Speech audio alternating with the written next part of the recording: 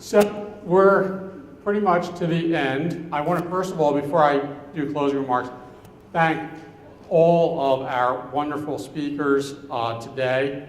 We had some great presentations. Been watching the Twitter feeds and just there's a lot of learning going on. I want to thank everyone who spoke today. I also want to thank our sponsors, our premier sponsors, Pontoon and Talent 2, also our video providers. Our gold sponsors, Future Step and Kelly OCG, our silver sponsors, Hayes, and our bronze sponsors, Alexander Mann Solutions, Ronstadt SourceRight, and supporting sponsor, International SOS. So, I want to talk about what happened today while we were sitting here. You may not realize it, but everything in the world changed today. I don't know how many of you looked at the news. Ford withdrew from Australia. They're shutting down manufacturing in Australia after a desperate attempt by the government to get automotive manufacturing into the country. Ford withdrew. The Nikkei dropped 7.3% today. Set off a global chain reaction. And China's HBC manufacturing index, I don't know how many of you follow this metric, dropped by 80 basis points. Okay, I see Natalia back there. It's going, yeah, no, I live in Shanghai, I know it. Went from 50.4 to 49.6. Truth, everything changed today. And guess what? It's going to happen again tomorrow. It just happens. Every day it changes. It evolves. And there's going to be a new set of headlines, and someone is going to get up in front of you and say, everything changed today. It really did. It just goes on. Change is a constant. Okay, in fact, they asked Albert Einstein what the only universal constant in physics was. And he said the only constant is change. All systems dynamically change. Now, how you adapt to the change, what you do about change, how you meet change, well, that's going to define where you go in your career. It's going to define whether or not your company succeeds. And what did let's talk about what we learned today, okay? We learned that talent is draining from APAC.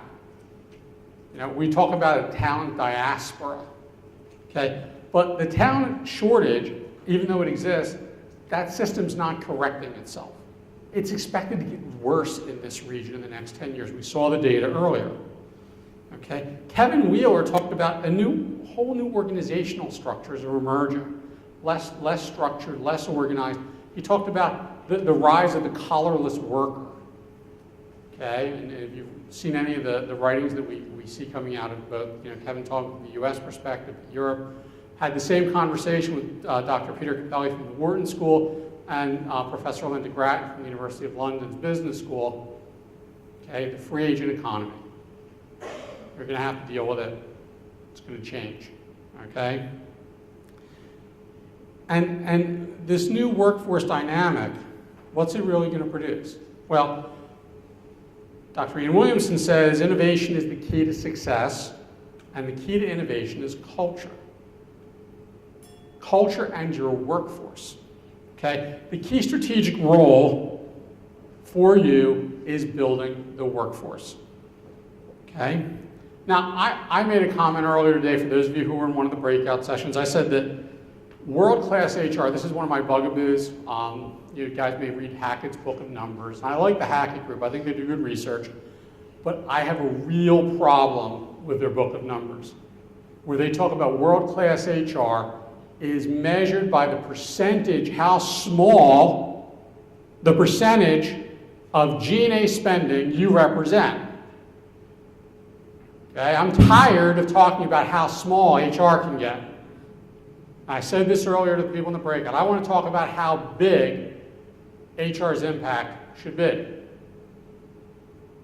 And Williamson sort of showed us what culture can do for innovation, and how innovation is the driver of success, okay?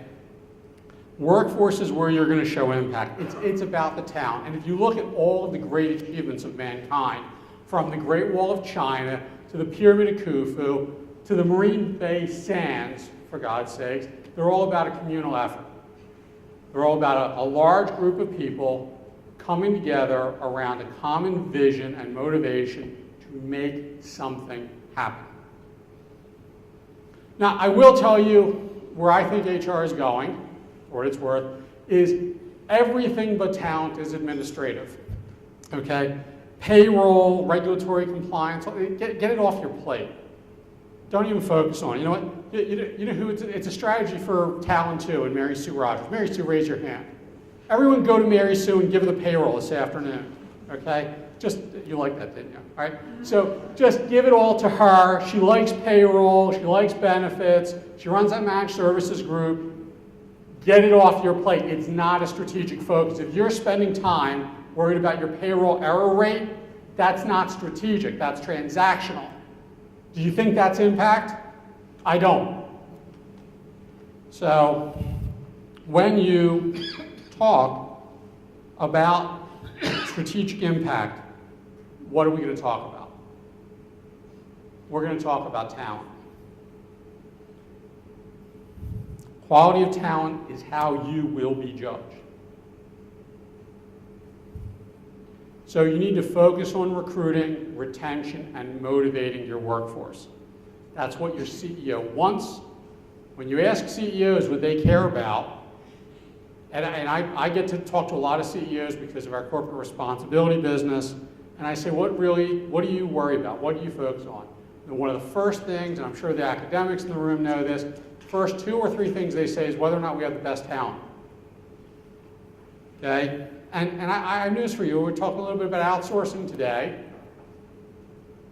You cannot, if you're working on the quote-unquote buy side, I'll get into later this thing about buyers and providers, that's nonsense too.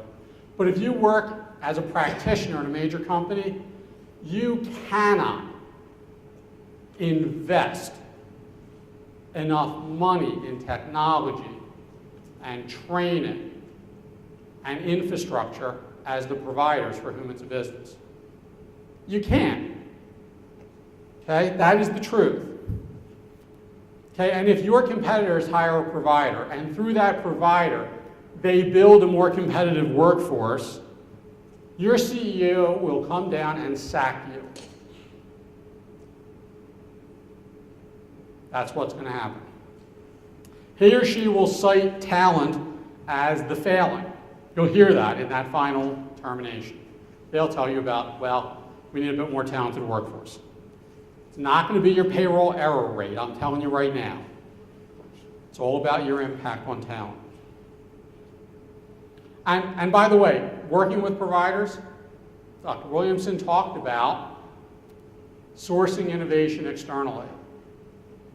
Worked for Apple, I don't know why it won't work for HR. So this is a way you can bring capabilities and knowledge into your organization. The issue of buyers versus providers, you might be saying, well, I don't know if I'm not sure I'm ready to outsource. Many of you have. All of you do it a little bit. I mean, whether you want to admit it or not. But this issue of, you know, that's providers, they're different than us. They're not. We're buyers, we're different than them. You're not. You all do the same thing. Wait, 500. You all do HR. So if we're not going to all come together as a community and talk about how to do HR better, then we're missing the point. Okay? You all have the same customers. They're hiring managers, they're business, the business units, the shareholders, and the board. These guys contract with you from Pontoon or Talent 2. They have a fiduciary obligation now financially to your board to do a great job. So stop making the distinction. Okay? Look at outsourcing as a way to acquire talent and a team. A team you might not be able to afford yourself to build because you can't share it. You can't variabilize it. How many of you feel comfortable, just by show of hands, going to your CEO this afternoon and asking for $2 million to develop a new talent management system? Just CapEx. Hey, yeah, no, we need one just for the city. $2 million. Raise your hands. Yeah, I had a feeling. You can't do it. But you can co-opt it. And when we talk about impact, not costs, okay, it really is about how you measure it, right? I mean, I said before that, you know, let's talk about how big HR is. Your opportunity to influence the outcome, if you believe that innovation is the difference. Your opportunity to drive an impact, I mean, exceeds that of almost any other department in the company. Having the best talent is the differentiator. Okay? When you complain about your coworkers, you know, it might be this or that or the other thing, but 9 out of 10 times, the most often thing, I saw this survey, that 90% of the time people complain about a coworker, it's around the issue of competence. Right? Talent is what wins. Talent, we'll recognize it when we know it. Okay? The war for talent, by the way, for those of us who've been around for a while, never started, never ended. McKinsey didn't know about it until 1997 when they wrote the article about the war for talent, because they sort of had missed it. People who'd been in the industry for a long time, we looked at it and said, wow, never started, never ended. Okay, now I know some of you in the room are, you know, we had different generational cohorts here, but, you know, I can speak for the baby boomers. There are a few of us left in the room. We have a lot of Gen X people in here. There are Gen Y people. I know you're pissed off about something. You can catch me later, okay? But in truth, Gen Y people aren't really any different. They have the same issues and concerns. They're just more apt to speak them openly. So we got to get used to that. They live out loud. Nothing wrong with them. Okay, but all right, when we think about talent, how many of you remember in your lifetime seeing an ad that said, we're looking for a mediocre performer to do marginal work in our organization? You never do. Why? Because everyone wants that top talent, that top music makes the difference. So how do you improve? Well, we heard Hudson talk earlier about if you measure things, you improve them. We know this, it's a fact. Well, how do you measure impact? Do you have a system inside your organization of measuring impact? For your part of the organization that you can take to your chief HR officer, your HRD, who can take it to the CEO. If you cannot tie some of what you do in your HR programming to a metric that your CEO or MD would say on an earnings call, then you're not showing your impact.